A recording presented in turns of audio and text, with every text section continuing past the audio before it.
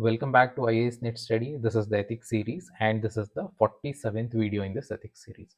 We were discussing the last unit, probity in governance, and let's take up the next topic that is mentioned in your syllabus. So let's talk about right to information. The right to information you might have studied in polity, in the preliminary polity part, and even for the mains also GS2, where you might have studied regarding right to information RTA, but here in the paper 4 you see it from an ethical perspective. So if the question comes in the examination, you have to add the ethical dimension to it. 3-4 times questions have come with respect to RTI, the comparison with the there was one question with respect to official secret act and how do you compare that. See, these kind of RTA related questions have come in the examination, but make sure whatever you answer, it has to be ethical background. There has to be ethical background in your answer, and even in the conclusion also make sure that you conclude from ethical dimension. So this is what ethic ethical perspective of RTA has to be placed in your answer script. So this is right to information. The basics, you know that right to information, it was passed in the year 2005. The right to information, it is kind of a right, or it is kind of a privilege, or it is kind of an entitlement. To whom this right, privilege, entitlement, it is given to the people of the country, and this right is to get information. In the last video we talked about information. It means that government information. So anywhere government is related to it, anywhere government funding is going, those kind of informations you can ask from a government body or the government. So this is what right to information. It is a statutory law passed in 2005 and gives certain level of rights and entitlements to the people of the country to get government information. So this is the basics of RTA. Now, see, I told you that it is a statutory law. It is passed in the year 2005. But here, this slide talks about there is a constitutional back support is also there. Constitutional basis is also there with respect to RTA. There are two, very specifically, there are two articles talk about right to information. The first is Article 19. Article 19, you know that it talks about freedom of speech and expression. So if you look at the subclause 1A, it talks about right to know. Right to know is nothing but information. It is nothing but government information. So there is an indirect inference to right to information. So Article 19 1A talks about right to information. There is one more article, Article 21. Article 21 also, you know that right to life and personal dignity. Here also, the extended, if you dig deeper, it talks about right to live with dignity and informed choice. What is this informed choice? Informed choice is that I have to have all the information in front of me and I am going to make a decision. See, here information should be available in front of me. The correct and right information should be there, and that is my right. There is a constitutional right. So this also talks about right to information. It also talks about government information. So RTA, it is not just the statutory law. It is not just passed in 2005. Even there is a constitutional back support is there. There is a constitutional basis is there, and this is very much essential for democracy. So when there is an information, then I get to know what exactly happening in the government. Then I can question it. So now it creates accountability factor on government. So it enhances democracy. It supports the basic philosophy of democracy. It ensures accountability, and also it makes citizens informed beings. So there is a constitutional basis to it. It is not only restricted as a statutory act. It is beyond that. There is a constitutional backing to it.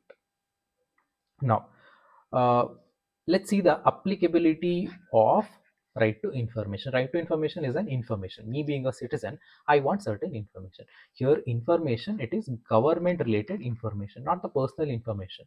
See, I can ask information with respect to government or some bodies created by government, or body, some entities receiving fund from the government. These kind of information I can ask, but I cannot ask for any private information. I have certain issues with my neighbor, and I cannot ask personal information of my neighbor. This is not going to happen. If he is a public servant, even if I ask the information that is only related to his involvement in a public service, only that information can be diverged to me. It is not the personal information. So that thing you need to keep in mind. So let's see the applicability of RTA. RTA, it applies to all levels of government, central government, state government, and even for the local bodies. rural local body, urban local body, right? These. Next, bodies owned, controlled, or financed by government. Any of the bodies created by government or funded by government or handled by government, controlled by government, even these bodies, these entities, sorry, these corporation kind of setups, all these things, they also come under the ambit of RTA. And even NGOs also, those NGOs which are receiving government money, which are receiving government grants, even you can ask information related to these NGOs from the government. And the legislature, executive, judiciary, constitutional bodies, even judiciary, a lot of discussion going, or if you're a if you read the newspaper regularly, a tussle is going on that to what level judiciary comes under RTA. But ultimately, yes, you can write it in your examination. Legislature, executive, judiciary, and constitutional bodies also comes under the ambit of RTA. So this act, it covers all areas of governance and makes transparency the norm, secrecy the exception. So it is creating, it is changing the perception, the secrecy and controlling nature of bureaucracy to open and transparent nature of bureaucracy. So this is applicability factor. Now let's talk about features here. See, in ethics paper they're not going to ask about the features and all, but still I'll go through with the features, and wherever it is possible to add the ethical dimensions, I'm going to add it. And you can, if at all a question comes, or if at all there is a indirect way of asking features from ethical dimensions, where you can mention these terminologies. So the first feature is that awareness and capacity building. The RTI Act itself tells government that you have to create the awareness. People should be aware of what is my right, what are my entitlements. So government must promote public awareness, especially among the weaker sections, especially among the disadvantaged groups, that you have certain rights. You can ask the question, and there is a mandatory aspect on government that they have to answer you, they have to give the information, that to the correct information. So awareness and the capacity building. One thing, awareness I have created, that is the first step. At the same time, you have to build the capacity also. Capacity building, it is nothing but, see, I am asking certain information in certain department. Now people working in the department, they should be in a position to give me information. So even you should train these people also, you should train the officers in that particular department to give me information. So one thing, awareness. Second thing, capacity building. Awareness, common citizen. Capacity building, it is for the officers. Officers are to be trained to implement the act effectively. This is the first feature. And the second feature here is the right and the corresponding duty. Here right is what, citizens, they have the right to access the information. This is one of the features. First, awareness, capacity building, this is the basic things. Before implementation, this has to be there. And then right, citizens, me being a citizen of this country, I have a right to access to the information. And for me it is right, but for a government officer it is duty. So public authorities, they have the obligation, they have the duty. It is duty on them. There is a mandatory aspect on them that they have to give this information. So they have to proactively disclose the information. So one side awareness, another side capacity building. Awareness for the people, capacity building for the officers. Right for the citizens, duty for the officers. And the next feature is that in every department, each department, or even these kind of bodies established by government, there will be PIOs. PIOs are nothing but Public Information Commission. See, I want certain information from a department A, and this RTI tells that every department must have PIOs, Public Information Officer. And whatever citizens ask question, it first goes to this PIOs only. And PIOs, it is responsibility of PIO, they should get information from department and they should give this information to the citizens. So PIO, it is like a window, there you are expressing your concern, and you have to receive the answer you want through the PIO, Public Information Officers. Each department must designate PIOs to process RTA application. Next, time limit and fees. There is a time limit that within this particular day, per number of days, you have to get the answer. Now I have applied for an RTO in particular department. What is the time limit? It is that the department has to given me the reply within 30 days. But if there is a very urgency is that it is a matter of life and liberty, then it has to be given within 48 hours. If there is a concern with respect to life and liberty, then the limit is 48 hours. If it is not, then maximum limit is 30 days. And also fee is minimum, it is 10 rupees, and for BPL applicants it's free for them. So this is time and limits. The next feature is that suo motu disclosure. Suo motu disclosure, the reason suo motu disclosure is a voluntary disclosure. See here what happens, the RTA is telling all the department that by voluntarily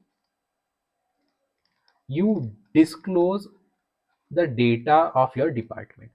If there is a voluntary disclosure, what happens, people don't have to, if there is a information regarding your department in your website, I'm going to get that information in your website only. I don't have to file an RTA and I don't have to wait for 30 days. See, one thing, I get the information in an easy way, it's in your website. Another thing, I am not going to file RTA again. This is going to create a burden for the department also. If there are 100 RTA applications every day, then it is a burden on PIO, it is burden on department also to reply everybody, to gather this information everybody. If it's open in the website, it is, if there is a transparency, so it is going to reduce the burden for the department, and also it is going to help people also to get this information. So another feature is that RTA supports suo motu disclosure. So public authorities must proactively disclose key information. The basic informations, actually they're not talking about very key deciding informations, all these things. No, the basic informations, at least minimum these things should be there. What are the budgets, how many staffs, and what are the functions allotted to these staff, and the functions of the entire department. These kind of basic informations should be disclosed. So this reduces the burden for the department, and also easier access of information for the people. So it is win-win situation for both of them.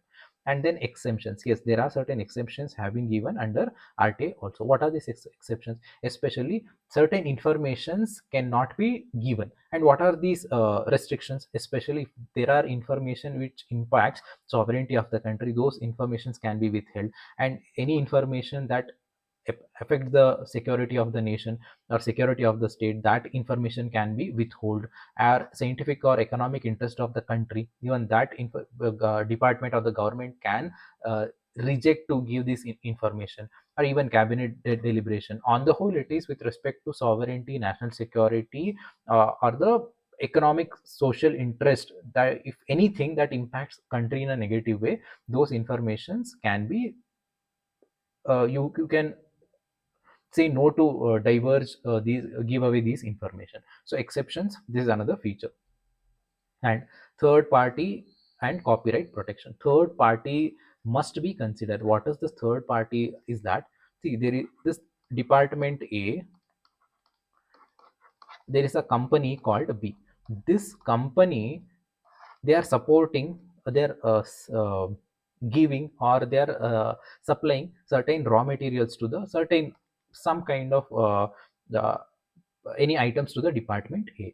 Now department A, it is a government department, I can ask questions, I can receive information regarding department A. But company B is a third party. Now there are cases where you can file RTI to get information regarding company A also. Company B, company B is a third party, and if any RTI comes with respect to third party information, even that should be, that must be considered. It is not that complete yes or no, they have not, it has not been mentioned under RTA that 100% you have to give the information. No, it depends on PIO. PIO is going to take the call whether it is related to department A. Yes, they can divert this information.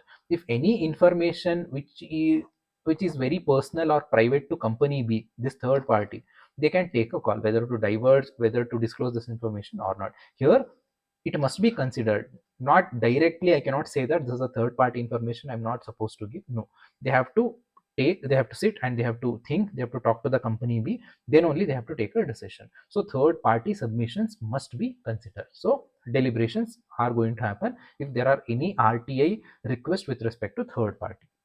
Or along with that, copyright protection also, that if any information, I am a citizen and I am asking from a department A with respect to certain things, and maybe certain product, and that product deals with copyright issues, and these kind of copyrights issues, if it violates the private copyright, even this RTA request can be rejected. One thing, third party considerations or deliberations will happen, then they will decide. And copyright protection, any information regarding a private copyright, it can be said no, it can be denied, information can be denied. This is another feature.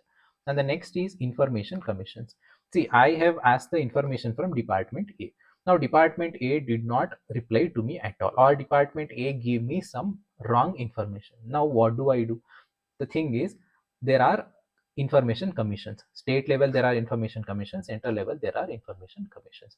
Now I can approach these information commissions that whatever the data, whatever the information I have received from the department, it is not correct, or department is not replying to my RTA request. Now I can take my redressal, I can file a complaint in central CICs or SICs. And these SIC and CICs, they have a power of civil court. So this is another feature. And the jurisdiction, see, I told you that I wanted some information from department A. I filed an RTA, but I did not get any reply, or I got something wrong information. Now what do? I talked about information commission, CIC and SIC. See, first what happens, initially the complaint, the RTA goes to PIO. PIO did not give you information. Next you have to approach the senior officer within this department. So if the senior officer also not giving you the information, then you can go for a CIC or SIC. So this is the procedure. First PIO, and if you're not happy with PIO, you have to approach senior officer. If you're not happy with the senior officer, you can go for an information commission. See, but directly you cannot go to court. Actually directly you applied for a PIO as a RTA for PIO and he did not give. Now you cannot directly go to the court. That provision is not there. The senior officer, then CIC, if you're not happy with CIC and SIC, then only you can go to a court. Even here also certain exceptions are there, but this is the procedure. And jurisdiction of CIC is that it handles central government and union territory related cases, and SIC handles state government cases. And then appointment of commissioners, again CIC appointed by president, Central Information Commission, it is by president on committee recommendation. These technical details are not required, but I'm just going through with that. And SIC, it is appointed by governors. And especially I told you that committee, CIC appointed by president, certain names are given by committee, and this committee includes prime minister, leader of opposition, and cabinet minister. And then tenure, it's 5 years or the 65 years of age, and they are not eligible for the commissioners are not eligible for the reappointment. And salary is equivalent to chief election commissioner, and conditions cannot be altered to their once they appointed, whatever the conditions mentioned there, it is going to continue after you join the job, after you join as a commissioners, and you cannot change the things. So this is what it is talking about. And both the CIC and SICs, they have to submit the annual report. If SIC, they have to submit to the state legislature, CIC, they have to submit to the parliament, central legislature. And override official secret act, this was passed in 1923 during the Britishers time. So this official secret act, it has been mentioned that government information, the secrecy of government information can be maintained, certain restrictions, all these things have been mentioned there. But here, after RTA has been passed by parliament, it has given overridden, or it has override certain aspects of official secret acts. Somewhere this is supporting transparency. See, official secret act, it was supporting culture of secrecy, culture of control. This is changed. Now the culture of transparency is supported by RTI. So public interest test allows disclosure even of protected information. See, this is the level where RTI, the impact of RTI is there.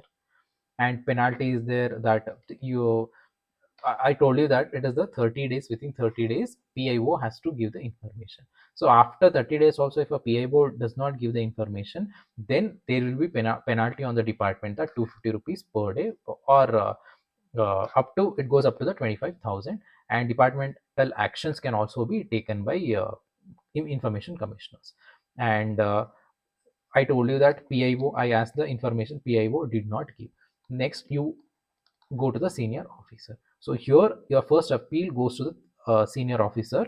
30 days he has to give the proper reply. You're not happy with the senior officer, then second appeal you go to the information commissioner, either SIC or CIC. So again within 90 days you have to go to the information commission, and once it goes to the information commission, whatever it is there, it has to be, entire case has to be disposed within 30 days.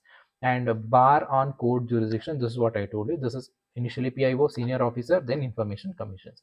After that only you can go to the court.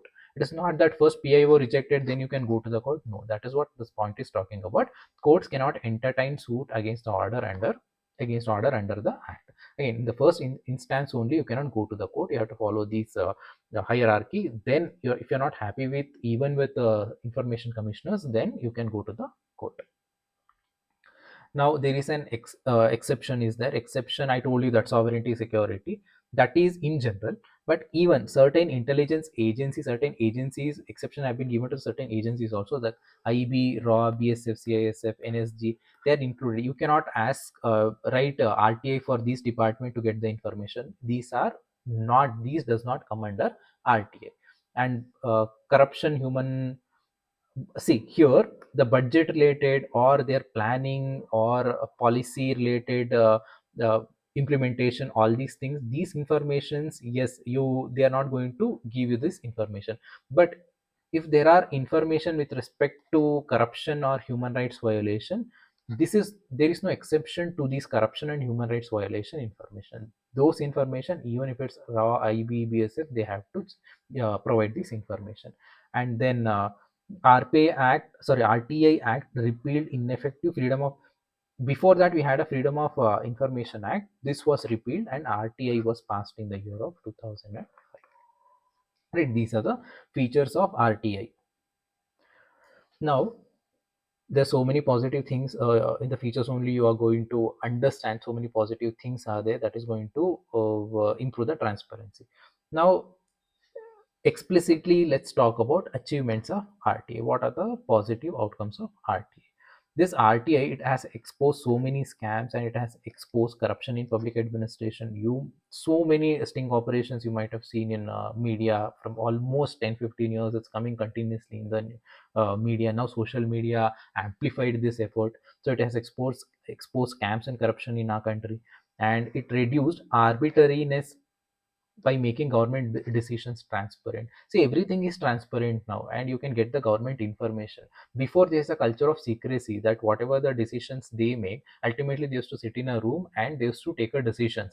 Now even after taking decisions, they are accountable, so they cannot randomly take whatever they want, because people can question them, people can ask the information. So it has reduced the arbitrariness of the government decision making, since there is a transparency. RTA is supporting transparency. This transparency is eliminating the arbitrariness and empowered citizens to demand rights and entitlements. Again, RTA itself is a right and entitlement privilege given to the people. So citizens, it is giving power in the hands of the citizen, it is empowering citizen.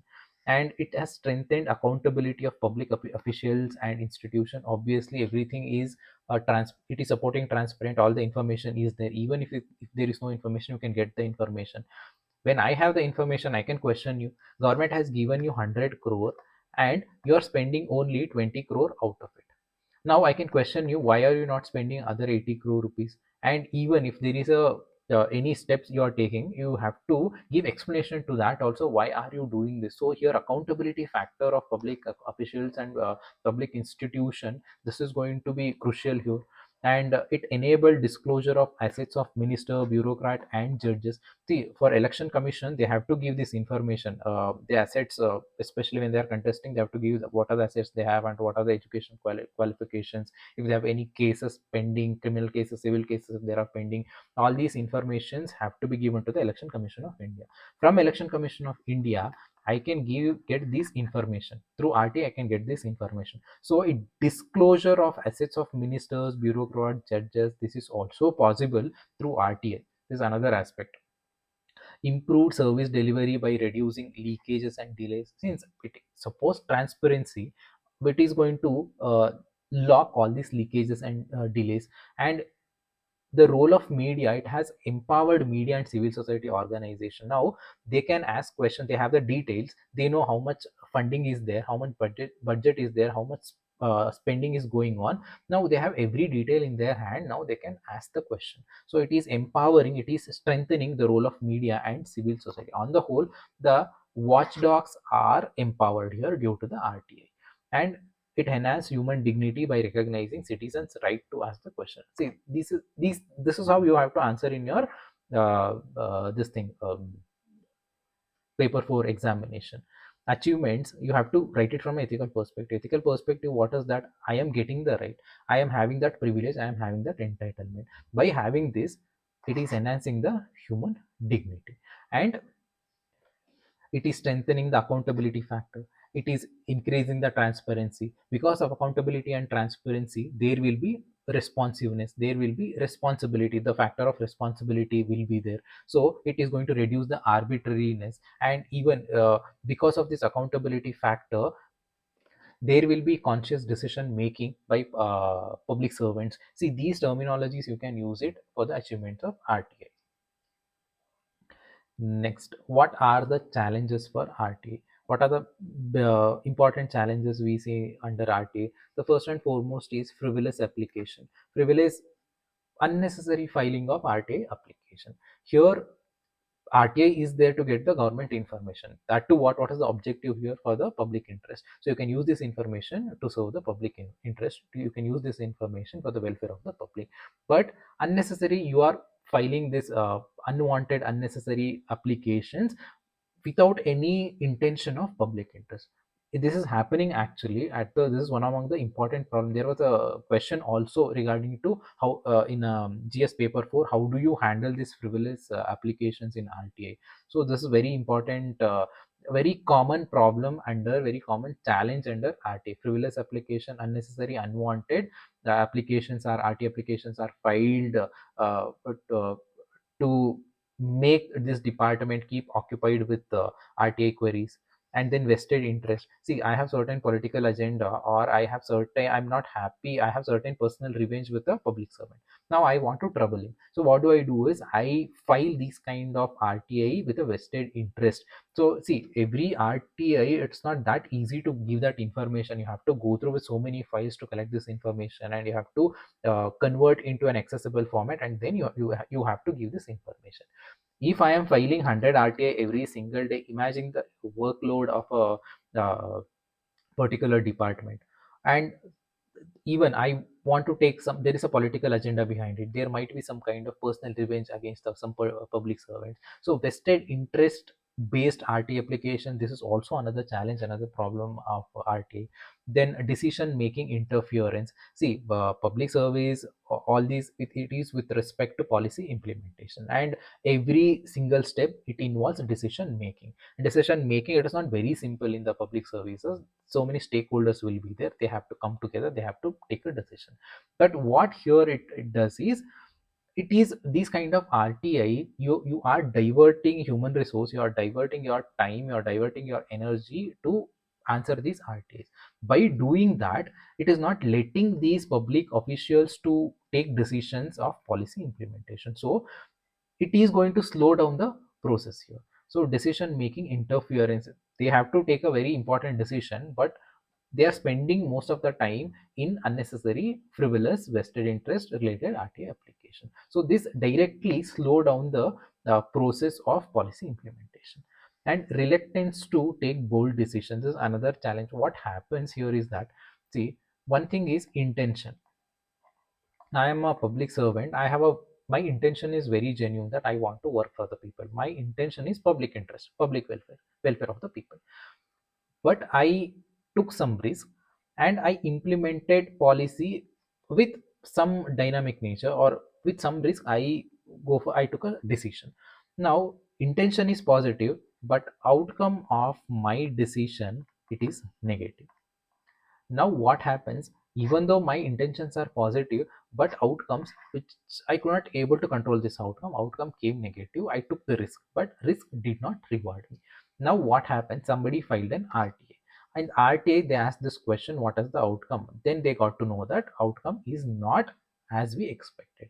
Now once this information comes to the public, who is at the position to get the blame here? It is the one who took the risk here. Now nobody, now people are, now officials are quite scared to take this kind of bold decision. If something goes wrong, then people will be pointing fingers at me, media will be pointing fingers at me. So I don't want to take any risk. Whatever my senior is doing, I am going to follow that only. I'm not going to take any dynamic decision, I'm not going to take any risky decision, I'm not going to take any bold decision. Whatever the legal methodology is there, whatever the framework is there, I'm going to follow this framework only. I don't want to take the risk. So the fear of RTI, that is going to impact the risk taking behavior, the bold decision taking behavior of a civil servant. This is another challenge.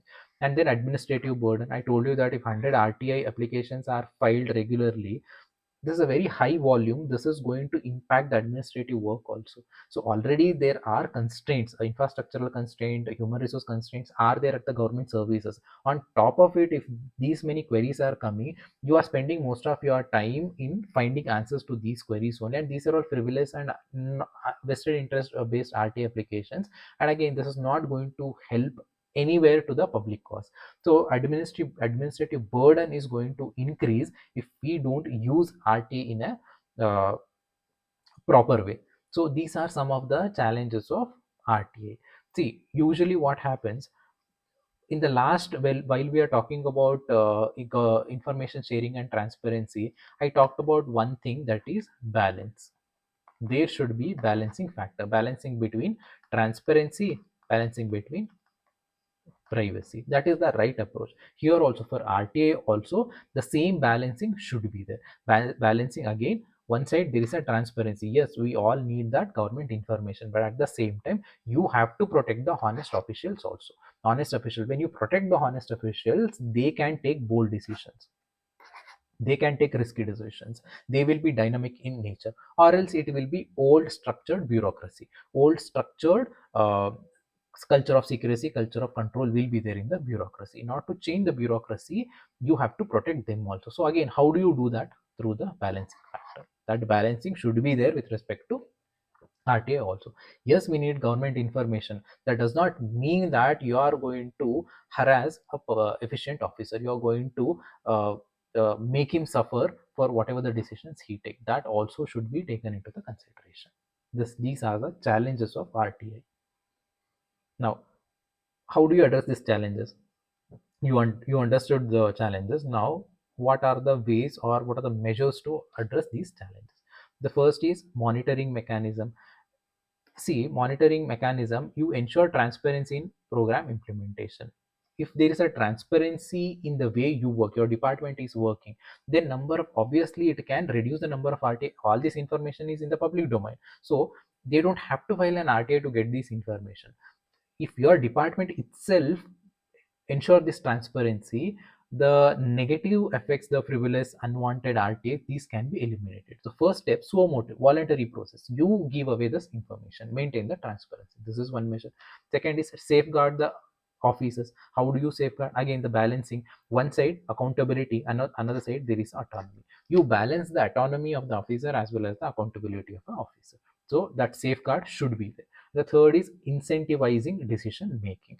So reward successful initiative to encourage bold actions. Now what happened, officers are taking bold decision, risky decision, but through RTA you are harassing this officer. But here you have to incentivize these kind of decision making. See, as long as intentions are positive, somewhere you cannot consider outcome. Yes, sometimes it is not in our hand. As long as intentions are positive, you can give some breathing space to these officers. There was a question also that how exactly intentions and outcome, how do you connect with that in the GS paper 4? So as long as intentions are clear and outcome is not impacting people in a extremely negative way, then some kind of cushion or the balancing factor can be ensured. So you can incentivize decision making by not punishing it, or not, or by not public involving in the public scrutiny. And standard operating procedures and code of conduct, this provide clarity on handling RTA request. Again, standard operating procedures should be there. These standard operating procedures make sure that unwanted, unnecessary can be eliminated, can the there will be filtering process, so that you can ensure. And encourage voluntary disclosure, the same thing. the whatever we talked about monetary mechanism, the same thing, encouraging voluntary disclosure. Value education, the value education from a broader perspective, it applies both for the civil servants as well as the people also. See, me being a part of this society, if I have this value education, I am not going to file unnecessary frivolous RT application. I know that this is going to impact the administration, I know that this is going to impact the public interest, so I'm not going to do that. So this is going to promote ethical behavior and moral responsibility of both officials as well as the citizens. And citizens participation and trust building, this is another measure. How exactly you are going to increase this?